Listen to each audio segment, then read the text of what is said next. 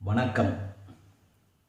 வாழ்க்கையில் எந்த வகையிலாவது நான் கெட்டு அழிந்துதான் போவேன் என்ற உறுதியோடு இருப்பவர்கள் 4 அணிகலன்களை விரும்பி அணிவார்கள் என்று வள்ளுவர் கூறுகின்றார்.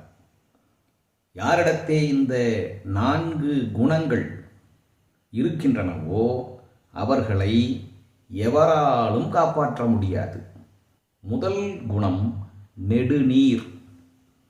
நெடுநீர் என்றால் செய்ய வேண்டிய வேலையை உரிய நேரத்துக்குள் செய்து முடிக்காமல் காலத்தை இழுத்து நேரத்தை கடத்தி செய்யக்கூடியது நெடுநீர். இரண்டாவது மறவி. செய்ய வேண்டியதை மறந்தே போய்விடுவது. ஆற்ற வேண்டிய கடமையை மறந்து போய்விட்டு வீணாக திரிந்து கொண்டிருப்பது. வாழ்விலே சிலவற்றை மறக்க வேண்டும், அது நமக்கு நல்லது. சிலவற்றை மறக்கவே கூடாது. எதை மறக்கவே கூடாதோ அதை மறந்து போய்விடுவதற்கு தான் மறதி என்று பெயர். மூன்றாவது மடி. மடி என்றால் செயலற்ற சோம்பல் நிலை.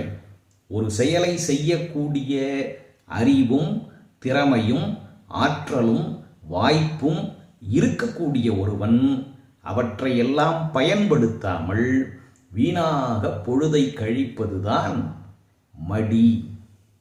நான்காவது துயில்.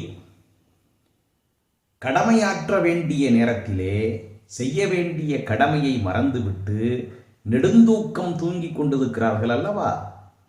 பட்டுக்கோட்டை பாடினாரே, நல்ல பொழுதையெல்லாம் தூங்கி கெடுத்தவர்கள் நாட்டை கெடுத்ததுடன் தானும் கெட்டார். சில அள்ளும் பகலும் தெருக்கல்லாய் இருந்துவிட்டு அதிர்ஷ்டமில்லை என்று அலட்டிக் கொண்டார். அந்த தூக்கம். இந்த 4 குணங்களை உடையவர்கள், அவற்றை அணிகலன்களாக விரும்பி அணிந்துள்ளவர்கள் யாராலும் எப்போதும் காப்பாற்றவே முடியாது என்று வள்ளுவர் கூறுகின்றார். 61வது அதிகாரம் மடியின்மை என்பதிலே 605வது திருக்குறள். நெடுநீர் மறவி மடி துயில் 4ம் கெடுநீரார் காமக்கலன். நன்றி, வணக்கம்.